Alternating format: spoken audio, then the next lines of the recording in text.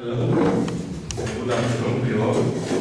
Thank you for being here at the round table about European poetry, contemporary European poetry. I start by saying a few words about every and each one of the guests today, so you can know who's talking. I start by Dénes Krusovszky from India. He's a poet and a literary critic. Marko Pogačar from Croatia, also poet and critic. Brnardić from Croatia, poet, and she also runs one of the two, writers associations in Croatia. Jana Putrle from Slovenia. She's a curator and a poet. Andrea Inglese from Italy, poet and performative artist. Yolanda Castaño from Spain, poet and writer in general.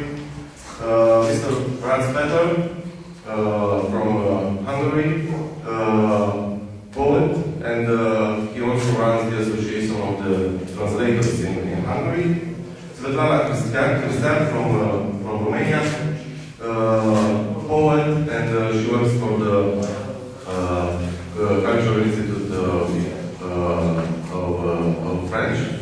Ruxandra Cesereanu, poet, critic, historian from Romania, and Borzič from Czech Republic, poet, writer, critic, and he also runs one of the most important magazines in Czech Republic, Val.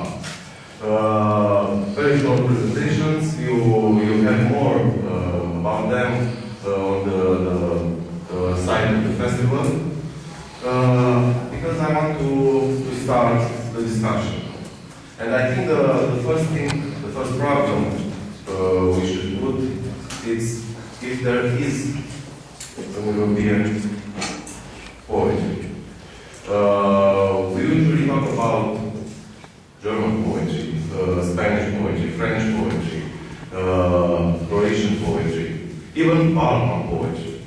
But can we talk now in the context of the European Union about an European poetry? And if we do, what do we think that makes it, I don't know, what are the force fields that keeps it united? Who should I ask first? Marko.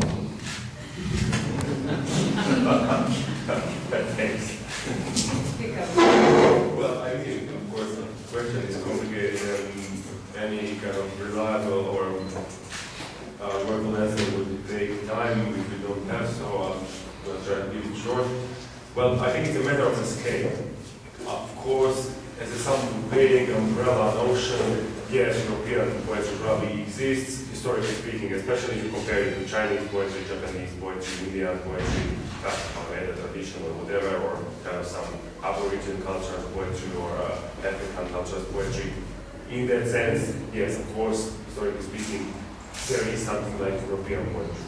But then another question is, why do we need such a way and really kind of, I think, unusable concept and notion? I mean, I think it's just too vague to be used as such. But on the other hand, of course, it's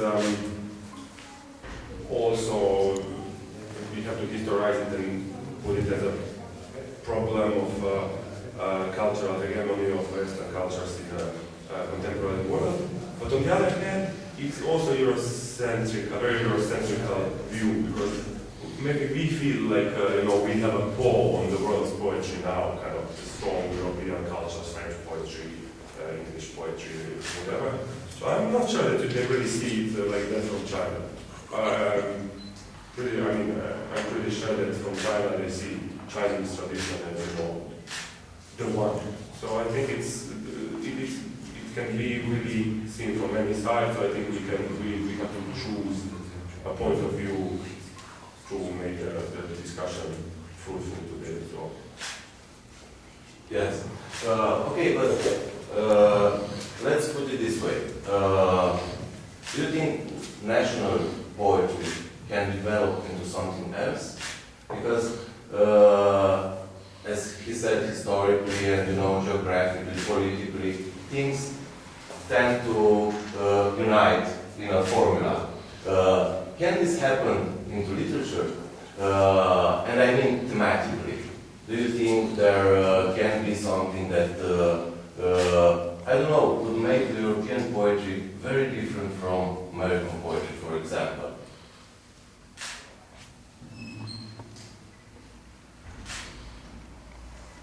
I think in this sense, I cannot feel a big difference between European and American poetry or European and South American poetry. I think there is a kind of Western poetry, what we call Western poetry, but it's a very softer, nature's term. But I think, or I had this impression, for example, last year when he died, and I was in the United States back then, and all of us, we were talking about Shane, like Europeans, Americans, South Americans together. So there must be something, something which can unite the readers, or which can work as an umbrella, as Marko said. But it's very hard to catch, or it's very hard to find the specifics of this kind of poetry. I think it's something like Agustin said about time. That if you don't ask, I know what time is. But if you ask me what is the time, then I cannot answer. So it's something like the same with the poetry or with the Western hymn or something like that. I think I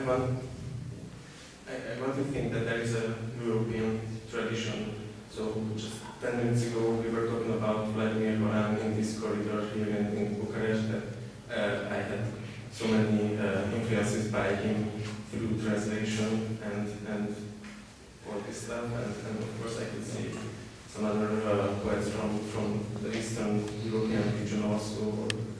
I read so many Polish poets and blah blah. My biggest problem is that on the contemporary level, it's very hard to say that there is a European poetry, and I have big fears, or I'm a bit pessimistic about the current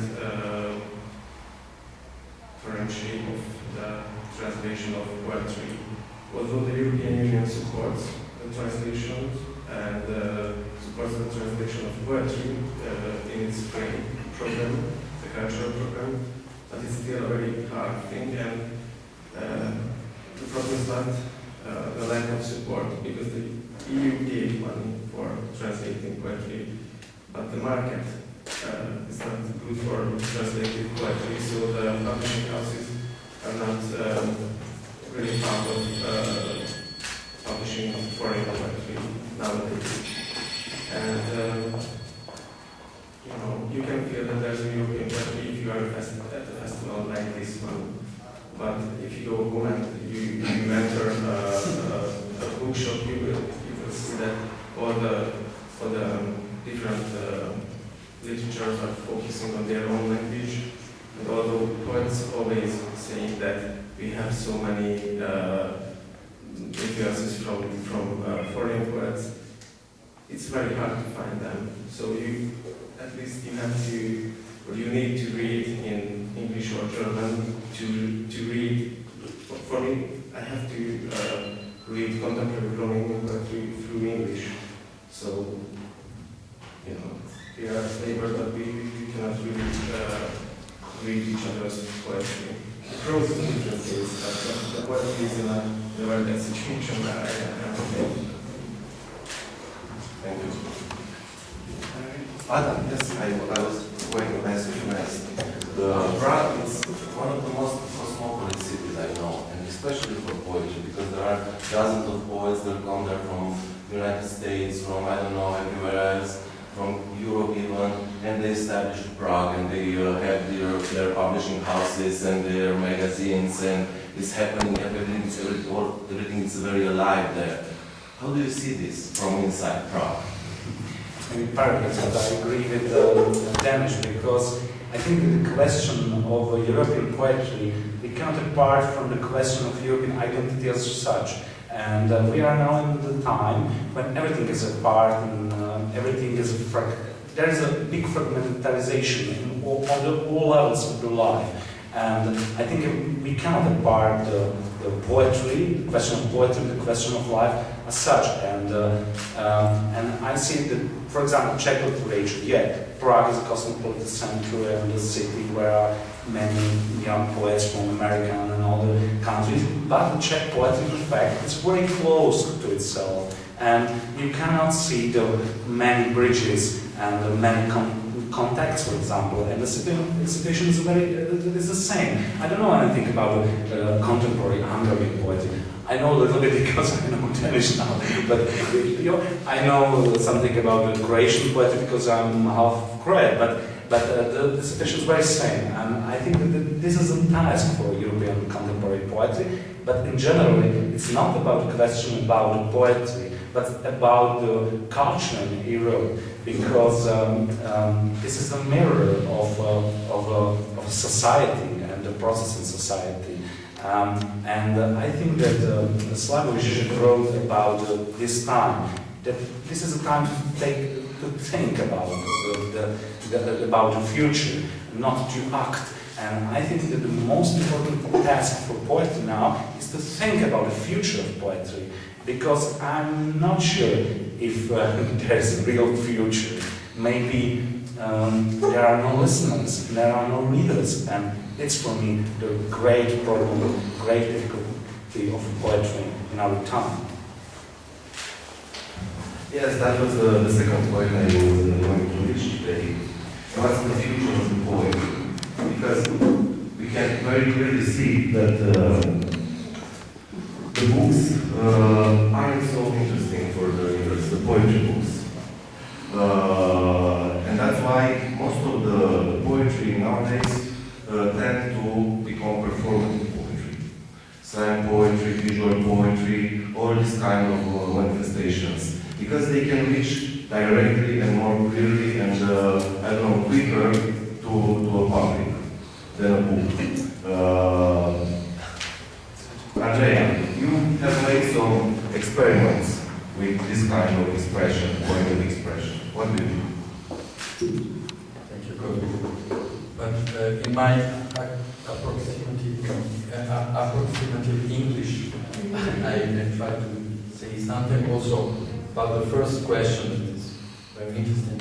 And then I will try to say something about the performative aspect of the poem.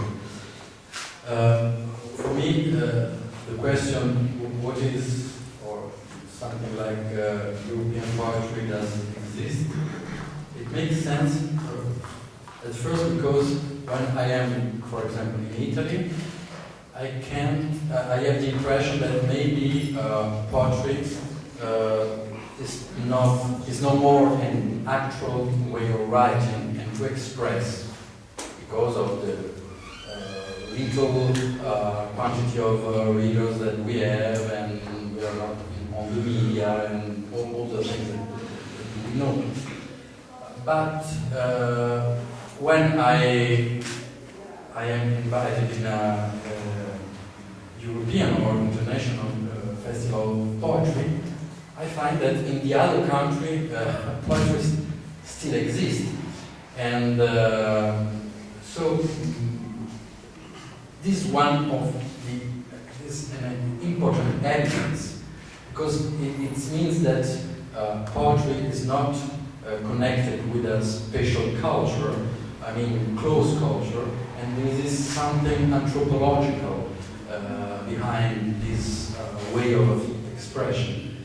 And in our case, we can speak of a modern anthropology. And for me this is very interesting. And then I think that there are some subjects that are really common when I read different poets of different nation and culture. The subject are the same. I mean, his subject is death, is love.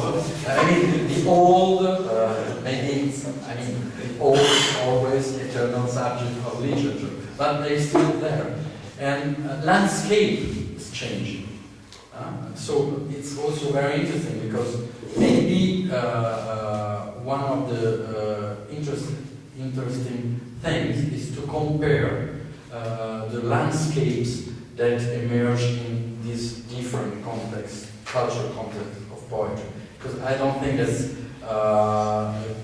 West landscape or East Europe landscape is the same as French landscape, and I mean I use landscape in a large sense, not just the realistic and the urban landscape. So that's one of the things that I find interesting. But on other way, I would have to say that, for example, in the 60s, there was something like Fluxus, and I mean some movement, international movement of poetry, and the Fluxus, it was not just a meeting of different poets of Europe, but it was, in this case, it was the poetic very important.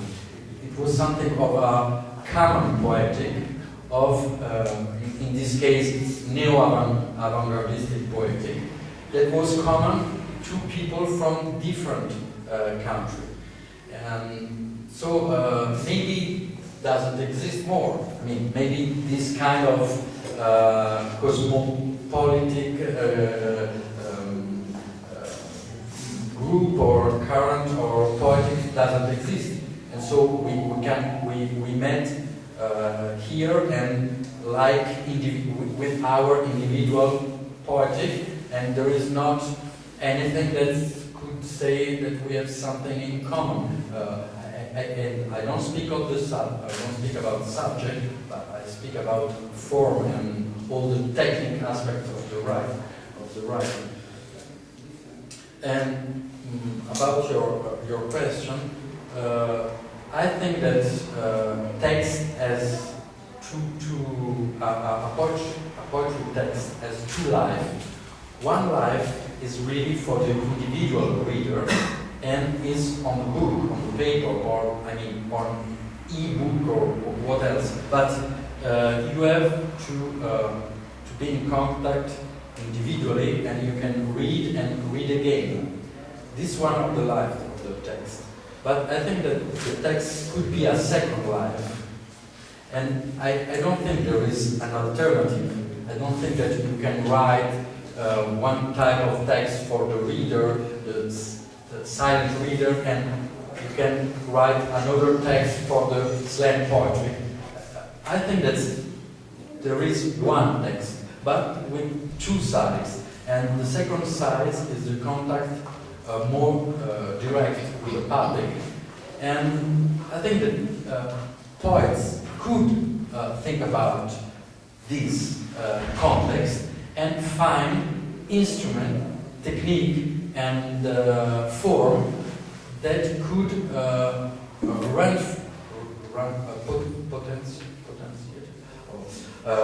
make stronger the text in this context with public and the direct contact. In my case, is the work with musicians, for example.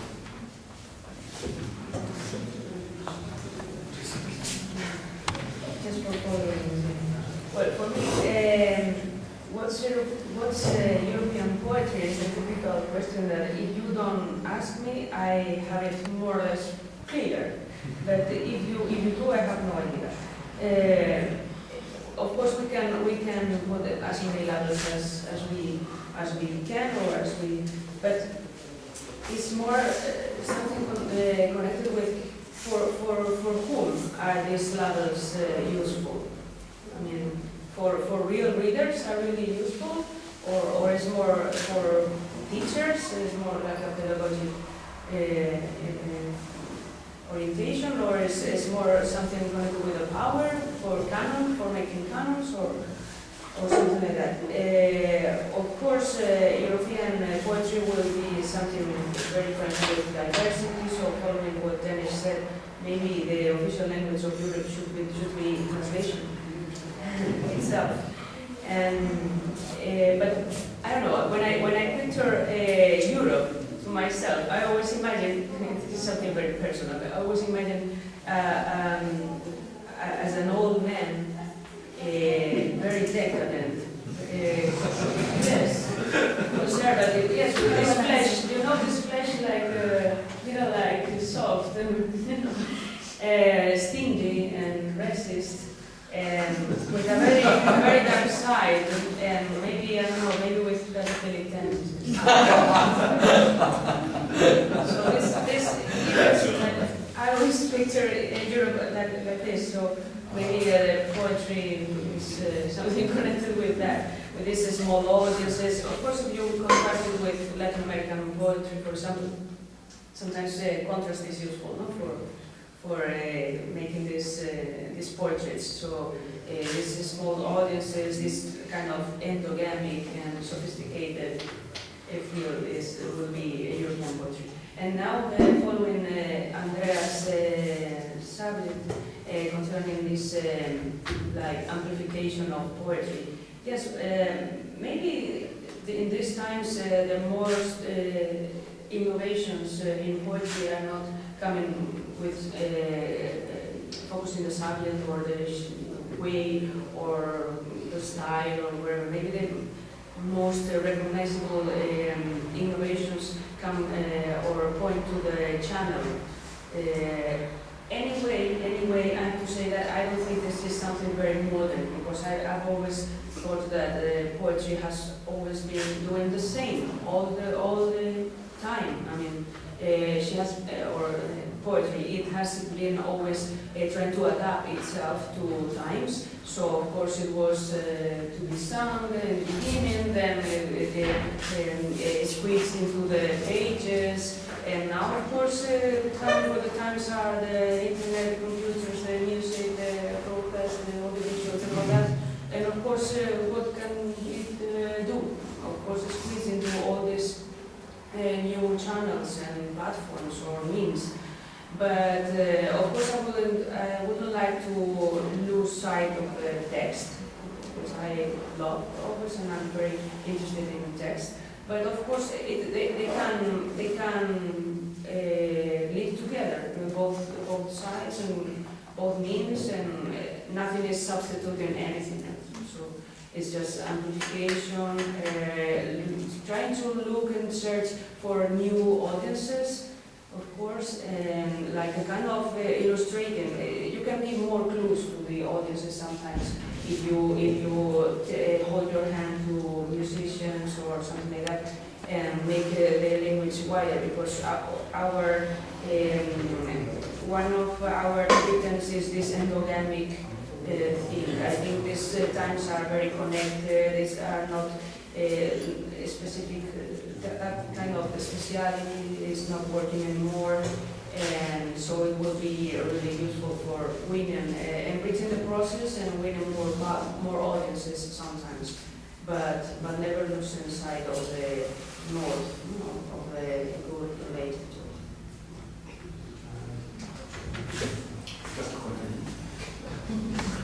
And the first question. We are in a festival of poetry. My question is, if there are festivals of novels or prose, or not, yes, there are. They are.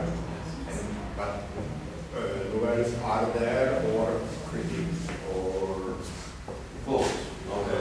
because I think somehow, and the publishing houses publish big novels because they know that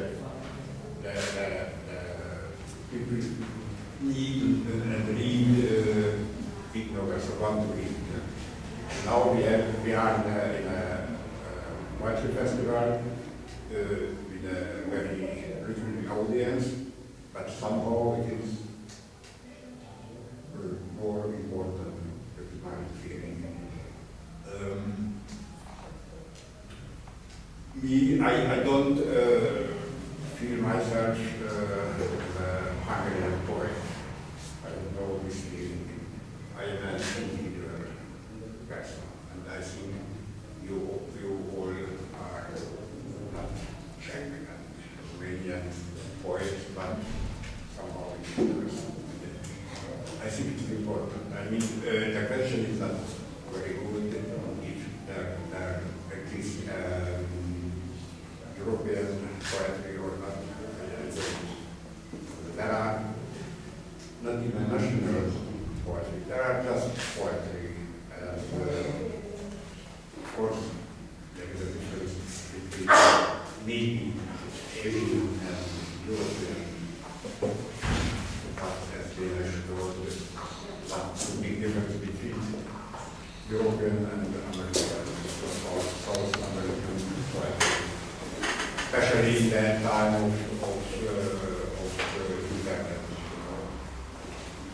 we read each other, or not, but we feel each other. There's no some Hungarian feeling. My poetry is not a Hungarian poetry.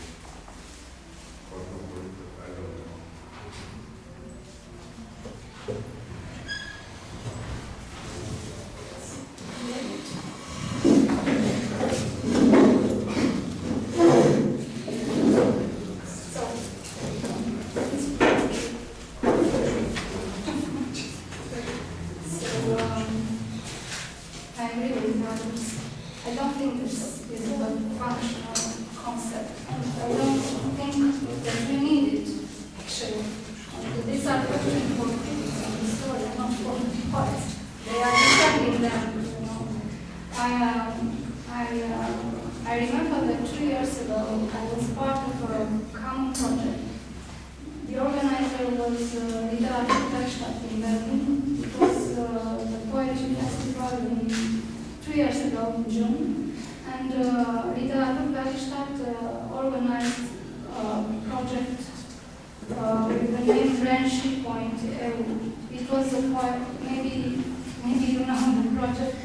It was a project with 26 poets, 27,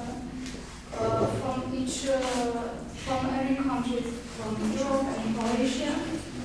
And our task was to make a common poem about Europe.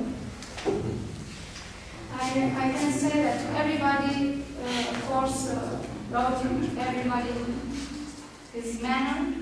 But we had a big point in common. It was the most sad poem in the world. So everything sad. It was a very sad poem. Everybody wrote a sad poem. So we have this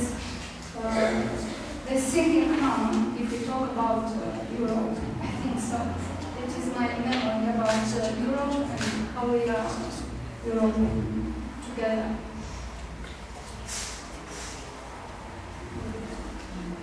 I shall read a letter. In fact, it's something that happened several years ago. No, several days ago, excuse me.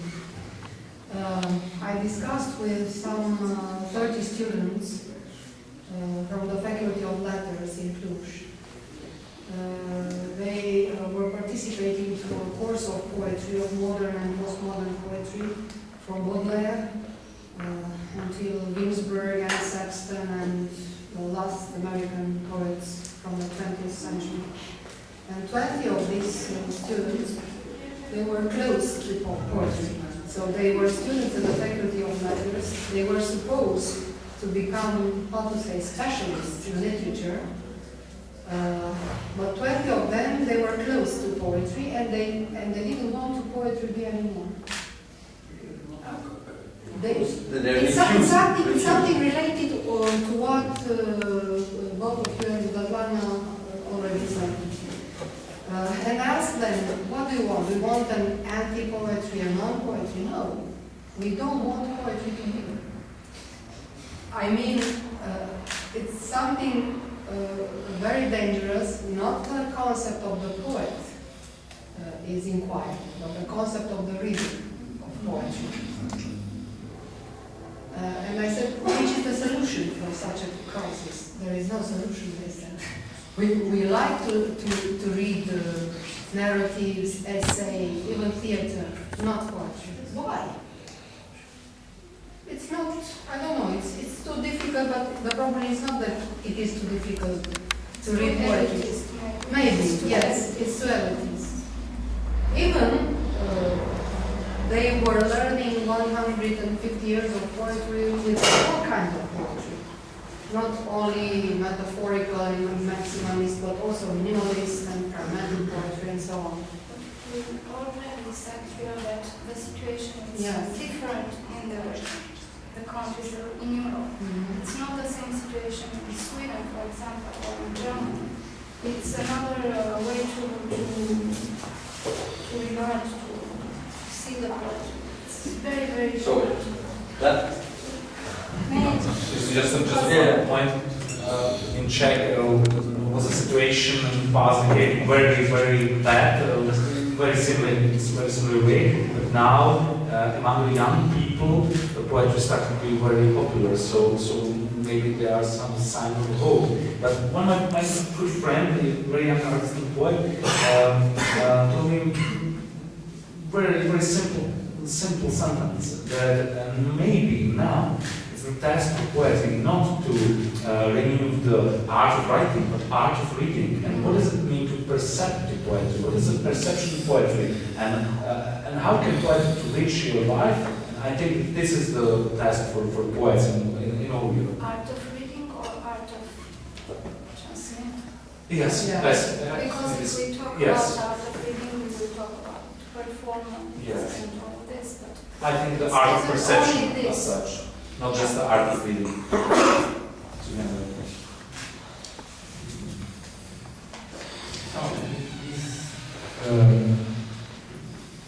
This is one of the main problems. It's not the poet, it's not how much you can sell books, how many books you can sell, but there is still something like a way of reading this kind of text. Because the poetry text is something that is, the problem is not is Italian, but is the poetry text is a sophisticated text. So it's not, you can read so easily. And you must have some kind of initiation. So poetry that is the obstacle, that is the difficult. You must have a kind of initiation for all kinds of poetry. So the problem is that our society could conserve this kind of human speciality. I mean, human competence of reading a difficult text that you can do the same thing with internet text or novel text. I mean, the most popular novel text. And so I think that's the real problem is that this is an anthropological problem. So for me, it's interesting to say to see that there are always new generation of people that want to write, but if they want to write, it's because they have this competence to read. And that's an evidence, a very interesting evidence, because no one pushed them to be poets, because they know what it is to be poets. No fame, no media, no big cars and so on. But they want to do. And if they want to do it, they could read before poetry to decide to write. So they have this competence. And I mean, this is very interesting. And just one thing about Europe. I try to react. So I am my political sensibility is left, radical left, but so I am very critical with the whole European system and all the things that we know, austerity and so on. But I try to react with this kind of dark view about Europe, because there is something that we have very important. For example, we are a lot of countries that are in peace for a long time. So we burn in peace. So for us, there is an evidence. But our fathers, not. And we have to listen to this aspect. Because there is something that we could really valorize, or how you say valorize? Is it English? No. There is some good aspects in this European history. That for me, European history is the multiplicity. It's not European, it's that we are with Czech, we are with Romanian, we are with Italian, and we can travel and we can speak and we have an easy dialogue, and that's very important. So just to preserve also this part of the thing, but just not, I don't want to forget of all the critics that are very important to do. About the perception, I think it's true that we have to somehow open the perception of poetry, try to connect it with the world, to connect it with times, to open the view. Poetry is not only what you can read in these books that nobody takes from the library, because a kind of poetic language you can get it for example, in the publicity, in the slogans, it's all around us. It would be interesting to connect this to the big audience with what we are doing. And that's true, and that's true also that we could make something else for opening the perception and all that, and to connect us with the world and with the society and all that. But on the other hand, I wouldn't like to, I think that this has some risks that I would like to avoid. Because it's good to have the reader in mind, but not so much. I mean, because you can have this risk of devaluating your quality, your ambitions, your literary ambitions. And I don't think we have to relax that ambition. So maybe, we have to accept that poetry is not for masses, but there's nothing bad at all. I mean, of course, how can poetry be for masses? I mean, it's on its essence. So if they are not interested in reading poetry, what can we do? I mean, they are making a portrait of themselves, so it's okay. I mean, it's possible to live without poetry. So what we don't have to do is to enter that game of numbers. And this is a minority, this is massive, and what happens? I mean, for me, I think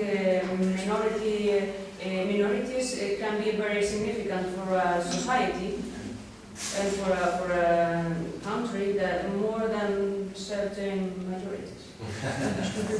Okay, I just want to speak a little more on this subject. Just 1 minute. I think the discussion about the reader and the poet, it was an anthropological one, as some of you pointed. Because I'm sure none of us has in view a reader when he's writing. Yes. But speaking with such young people who were supposed to read poetry and to interpret poetry, but refusing to do that, it was clear for me that maybe we are dealing with the possibility of a new wave of Dadaism, as the Dadaism was once. I think it's just a simple refuse to comprehend poetry. I get this with my students also. When I'm teaching modernist poetry, they always say, we don't understand. So I have to, unveil it for them, to translate it in a way. And after they say, oh, but it's beautiful. Why couldn't he tell it like this? And when I'm teaching contemporary poetry, especially poetry that comes from biography and things like this that are very, very easy to say and to understand, they say, oh, but that's a shame, because we could have done this also. So there's no formula for poetry, especially with young people today. Anna. I just wonder this corner, this Italian corner, is not silent. So afterwards I will give Marko to Jana, I will not escape this. No, I just wanted to say that I kind of relate to those students who rejected poetry and thought that there is no sense of reading or writing poetry anymore. Because I was this person when I was younger. I really hated to read poetry because the problem was the problem is of course in the educational system we were forced to read this this canonical list of poets and bad poems in rhymes that are maybe for little kids or something, but really okay, maybe they are not bad, but they are like overworn or something, I don't know. And it was like a very somehow sentimental and pathetical atmosphere around those poets, and probably our teachers just simply couldn't relate themselves to those poets, so they were also present them in a boring way or something, so kids understand this. And I was lucky to have a good teacher in high school, and she understood that we were educated terribly in this sense, and she simply challenged us. And she gave us contemporary poets, different kinds of, that are not in the list of writers that we should have read. In high school, she gave us to read those poets when we were 13, 14 years old. And and she did something, so she opened a new window, and through reading of those, I don't know, we got to know these fresh voices that are talking about our problems and our present, and through that perspective we came back to the poetry that we didn't understand. And I think that it's just a simple switch that everybody, I think that the teachers are actually case poetry. I mean, there could be something in this, and maybe wrong. But also, just to relate to the first question, I think that when we wanted to find the European poetry, we saw something that is very general and mostly universal, thanks to me. We are going towards particularization that's never ending. Like we can go in such small bits and parts that can build like mosaically some definition that can be changed tomorrow or something like that. But I think that this is I mean this is interesting. It's a mosaic that is like kaleidoscopically changing all the time. It depends if some other poet was with us, like coming from some other country, we would have completely different man or like geographically signified definitions. I think it's a problem of communication, and you already said that. Cultures that in Europe now doesn't communicate enough. Poets that doesn't know what poets in other countries are writing, reading, what are their interests. In visual arts, and I'm sure you know this, it's easier because you don't need a translation. But on the other side, you have these big cultures like French culture, which only translates 3% from continues to to publish and to promote their own authors. That's normal. It's understandable. But on the other side, the United States is only only 2%. 2%. Translation. Translation. So, yes. So it's normal to try to preserve your your position I guess. But on the other hand, if we speak about Europe and or things like this, I think it's an impediment in the way of the communication and of course of the evolution. Jana, tell us something. About translations, for example, I think small nations, as Slovenia, small languages, tend to translate much more. Like in Slovenia, we have like Catalan or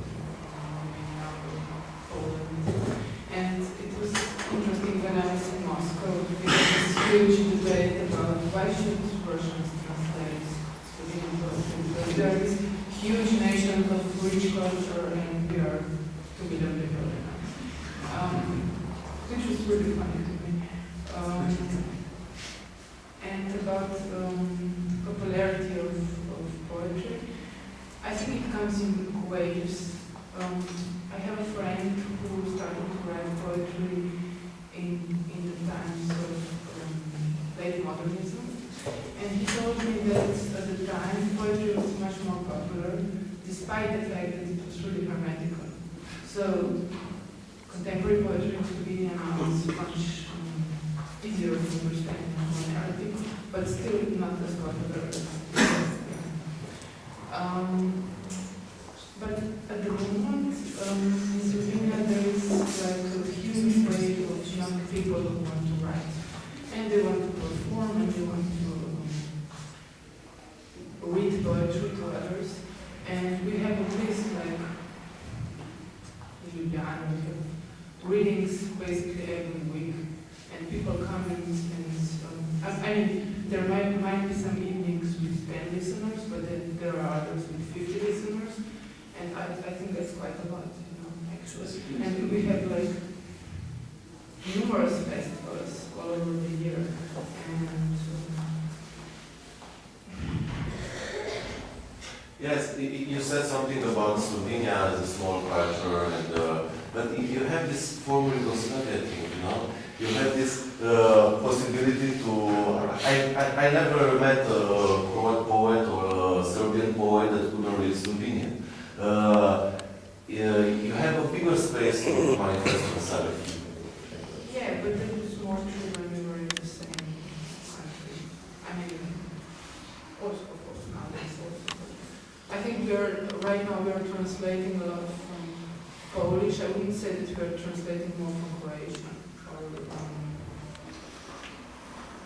I think what Slovenian poets majorly think that East Europe is a really good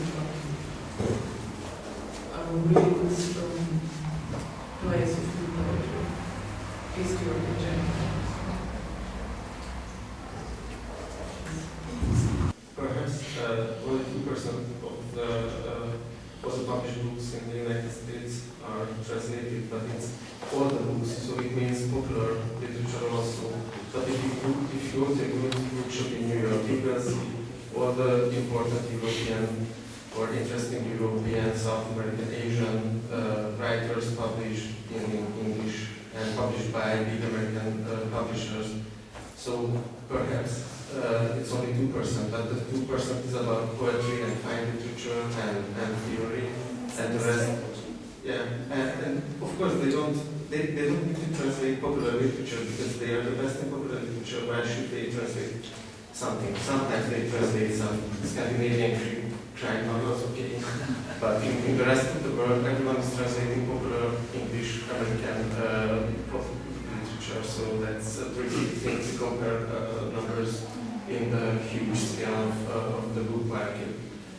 And the other thing is about popularity of fine literature or the popularity of poetry in general, because I have a feeling that sometimes we just forget about the fact that the culture is much more popular now than it was ever in the history. Culture in the 20th century wasn't democratic at all. Our grandparents or grand-grandparents' generation, most of those generations were not able to get in contact with fine culture in some of the countries, perhaps most of the countries, in the beginning of the 20th century, that we are sometimes talking about like as a golden age of poetry, or at least in Hungary. For example, the big modernist was in the first years of the 20th century, and all the kids in the schools now, they learn about it. There's a literary magazine called Best, and they all think that it was incredibly popular because they have to learn about it. But if you look at the numbers, there were only 400 subscribers of the magazine. It became extremely important because it was canonized later. But at that time, it was almost an underground, modernist magazine, and the poets were hated by most of the audience because they were too modern. They were not at all Hungarian. They were, using these Western and international tools and forms, and the audience said that it's not nationalistic or national enough. But then they became the canonic persons, and now we think that they were popular, but they weren't. So I think it can be a mistake to think that poetry once was popular. I don't believe poetry wasn't popular at all in a big scale. There were popular poets, and there were popular movements or anything else, but I'm sure that if you would go in in 1916 to Geneva to meet with the Dadaist poets there, they were completely unpopular. They were strange guys in a pub in Geneva writing, ready-made poetry. It wasn't like it that we tend to think about it now because they are canonized. Yeah. So I think all these underground movements are a little different. Together, very important organs, but it was a very special moment for them. So I wanted to say that because the culture in a bigger scale became very popular, and popularity is an important measurement now in the cultural goods. That's why we are tend to think that poetry has to be or should be very popular, but it's not really like this. It needs the forms that are more easily accessible than the neo-avant-gardist or neo-avant-gardist poetry, of course, and it needs all these big figures. I said Krusovszky is a very well-known person. Poetry needs these kind of icons, but it's not the only thing about poetry. So poetry needs also the unpopularity and the underground movements and the small-scale things. And just yesterday we were talking about that. Sometimes it can be more important to have a reading with 15 people and to have the common feeling and to have to feel this kind of very strong interaction between that small audience and you, because poetry, at least as I believe, poetry always comes from the individual, the small scale, and it can grow up and it can go in its own mysterious ways, but it's always from a very small point, and it shouldn't be very popular. So I'm always skeptical when I see a poet reading in a stadium. That's not really what I was really thinking or what I like to think about contemporary poetry. Right, something directly connected. Yeah. I think it's a tricky question, I think, because polarity of culture and poetry, availability is one thing. Of course, today we are in the age of global connection and everything is available. But take example of Yugoslavia. Yugoslavia is the most important modernization project in the Balkans for us. I mean, after the Roman Empire, Turks, and also Hungarian monarchy. Culture in Yugoslavia was much more popular than in contemporary Croatia. And it's in real numbers. Of course, it was a bigger country and everything, but the magazine that I'm editing today was launched in 1985. Back then, it was selling in 15,000 copies. Now it sells in 100. I mean, it's not just a matter of the scale. Then I will come to the note that I was really wanted to talk about, not the cultural policy, but the international politics and culture. It's a political question, right? I mean, in Yugoslavia, culture was, of course, within the modernization socialist pattern, observed as always in this kind of patterns. And since, of course, Yugoslavian communism was not to be compared with what we had here or what they had in Hungary and everything, actually, it worked. And I mean, like, if you look at the big modern Yugoslav poets, they were really widely read. You could find their books in every better house, you know, like, and people were really reading them. They were kind of, you know, popular heritage, like chansonniers, and that's a lot. So I'm not skeptical at all when I go to Latin America and read in front of 3,000 people, because cultural-wise, it happened different. The poetry didn't detach from the popular culture completely. In Western cultures, poetry detached. Basically, it went slowly, it went up to the academic sphere, to the elite, blah, blah, blah. You really have to be really educated and read a lot to follow the vast majority of contemporary poetry. But in majority of Latin American cultures, it didn't detach. For them it goes like, you know, like with salsa, with dance, with music. It's more like it's the last uncensored thing that they have, so that's true, but it's also not uncensored. Depends on the culture, depends on the country. I mean, in Cuba it's very censored. I mean, but in Nicaragua it's also very censored in some material of Nicaraguan history. But I mean, I observe, like, let's say after World War II poetry. So I mean, I don't find it so strange, and for me it's not bizarre to have 3,000 or 5,000 people there, because they are actually, they do read poetry. I mean, Latin American poets are kind of stars there, like, I mean, not really like flamenco singers, but they recognize them, you know. They call them, they know. Like, if you drive around Caracas, you will see verses around, you know, like in like a highway, this highway of messages. I mean, they recognize them. So I mean, it's also cultural. I mean, different cultures act differently, and also it's a question of politic of culture. I mean, not the cultural policy. I do not recognize cultural policy. It's just one of the reflexes of political. Of course, political also has to deal with culture. And this is what you want, what you choose. I mean, of course, if your political agenda is that you want that kind of culture is important thing, you will lead your politics in that way. And if your politics goes in a kind of neoliberal, classical way that we all do in this area, so of course, poetry will not be read because there is no systematic predispositions for poetry to be read. And I mean, this is the level that for me is interesting. Of course, nobody's going to read it if they cannot even read a fucking paper properly. I mean, it's not strange. Why would that be strange? One thing, I'm not saying that poetry is not read.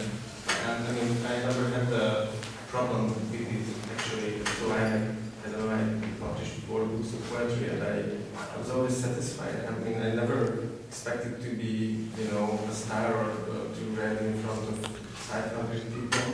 And because I know, or at least I hope I know or knew that my poetry is for a smaller audience. But this is a difference between the audience of prose or fiction, which is wider but more untouchable, and poetry's audience sometimes is very into poetry. They are, you know, maniacs. It's very nice to meet with those 15 people day by day because they are into your poetry. So they are not there only for, you know, entertainment. They really, it's a part of their life also. So I don't think, of course, it's your choice as a poet to try to get in contact with a wider audience or to, you know, write for a smaller audience or whatever.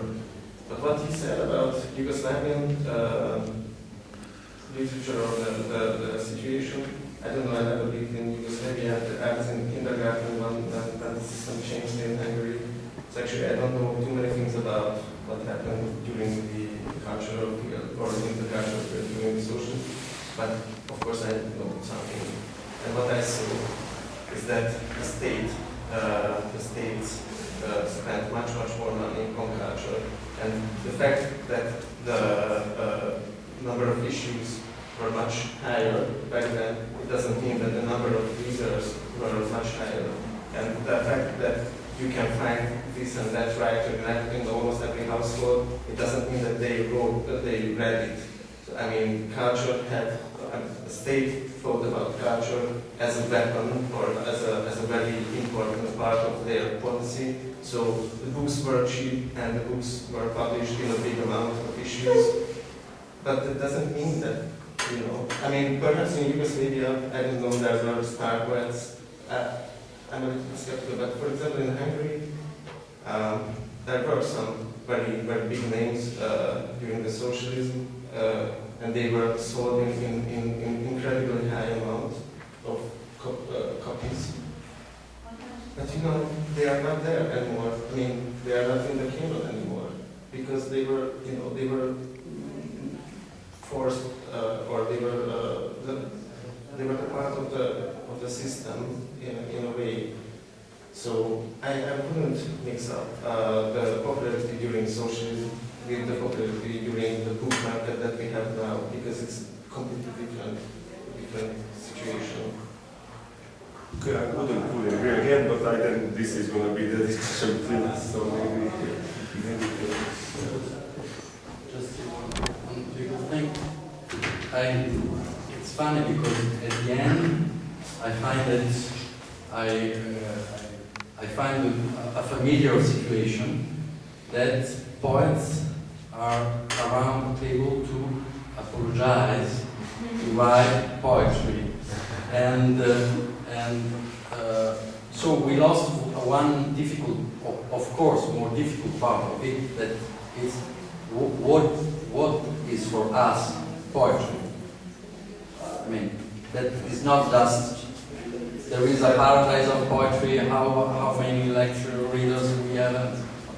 That just connects me to my next and final question for all of you. You know, over time, cultural paradigms changes. And what if now we live one of those moments? What if now that thing that makes the difference between a text and a poem, it's changing? You know, what is that thing that makes the difference between a text and a poem? The text and the poem. The plain text and the poem.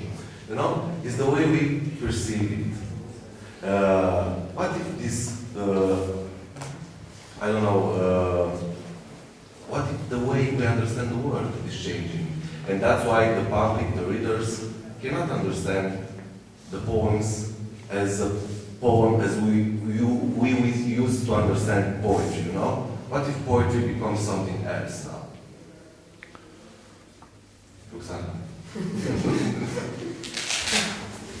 For me, there are only two solutions: to make tabula rasa or to believe, yes, and true that poetry is an underground movement and will remain like this. But I don't know. Maybe, as I told you, my students said something very special and very dangerous. We don't need poetry anymore. What is poetry? It was also this question, this inquiry. And when I spoke about a new wave of dadaism, I spoke also in an anthropological way. I mean, of course, Dadaism is now famous because it's canonized. It wasn't at his origin. But maybe, related to your question, maybe we are living now a new wave of perturbation, transformation, something else. In this sense, I spoke of Dadaism. I mean, I don't know. I know I'm a poet. I shall be a poet. I want to be a poet. I like to be a poet. It's voluptuous to be a poet. But about my reader, well, he has a job. It's his problem. You will have different readers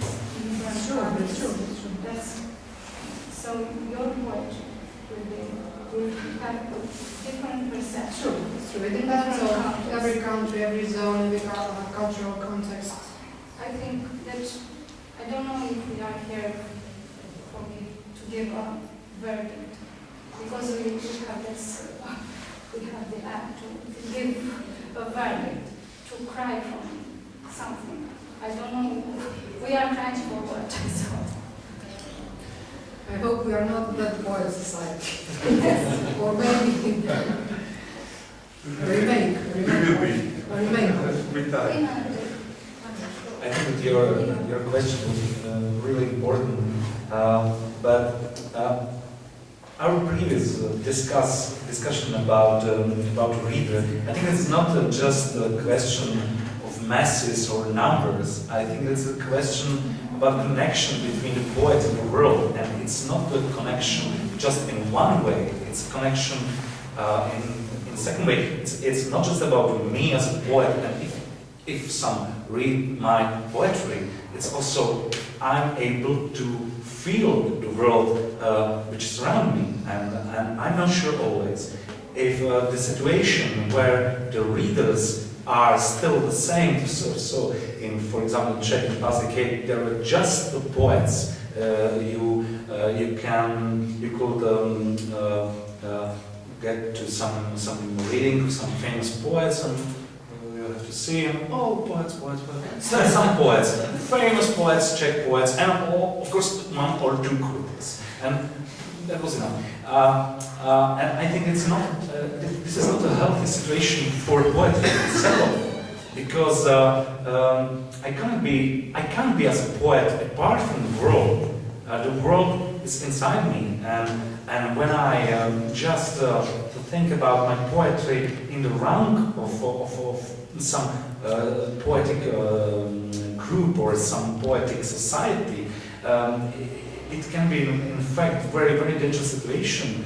That it's just a poetry from the words, of the words, and not the poetry of the real life. But I don't mean this sentence as some kind of real life in some brutal and primitive way, but the real life is also, of course, inner experiences. So your question about how to get this, how to transmit this gulf, it's not for me the question just about the readers, some mystical group we are waiting for them, but it's just it's some kind of humility. Am I really able to? Is it real time to write poetry, for example? It's for me a question still arises in my head. Is it real time? Maybe not. I'm not sure. I'm trying to answer this question maybe every day, and many of my poems are in fact their names they are calling their names with their questions. In fact, it's fine. Maybe there is a little politics between us here. I'm not despising my reader. I want to be clear on this. But I'm not sure we can force a reader to be our reader. I don't want to force a reader to be my reader. But you can educate the reader to Yes, be able to read poetry at all. yes, If you say no, they have to, make their way. But I mean, no, I didn't say in this sense. I didn't say in this sense. I said I know what I am as a poet, and I think the reader is in a crisis in these times. This was the point I wanted to say. of course. Maybe if my attitude was a little bit, how to say, it seems to be despising, it wasn't at all. No, it was not perceived like this, but I'm saying, like, to leave a reader to himself, like, yeah, of course. But I can't force him to be my reader. Well, of course, but we are talking about the system conditions for a reader to be a reader. To become a You reader. say educate the reader. Who has to educate? Us. Not us, but we have to. Maybe some of us. Who? It's not us. I think that Some of that's us a are part of the challenge. system. We are the Poet. system. Yes. Maybe. I don't want to force my readers. Just I should not put you in a notice. position. No. I think that the reader, I think it's not good for the fact, because when I write poetry, for example, in a poem, I believe that always there's some inherent another person, which to whom I wrote this poem. It's not about my subordination to this person, to this being, but I think that poetry in core, it's a form of dialogue with the world. It's not just a monologue. It's not just an expression, a manifestation of myself. It's a dialogue with everything. It's true. Yes. I agree with this. Okay. So just I think that education is one a little bit. Yeah. So if we speak about education and poetry, but maybe to rediscover a kind of intimacy, if you want, with the reader and the reader with the poet, because you said already that everybody consumes poetry every time, television, publicity, music, but not from the source. Why not from the source? Because they are afraid of this. So it's not about education, it's about something else.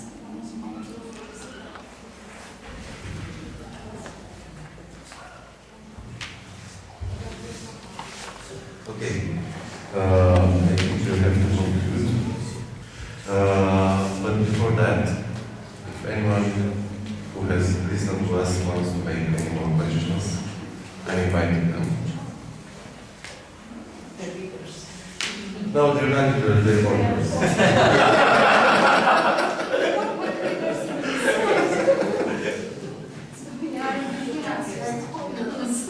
Okay, thank you very much. And maybe we can continue our discussion with the more The truth. That's a good idea.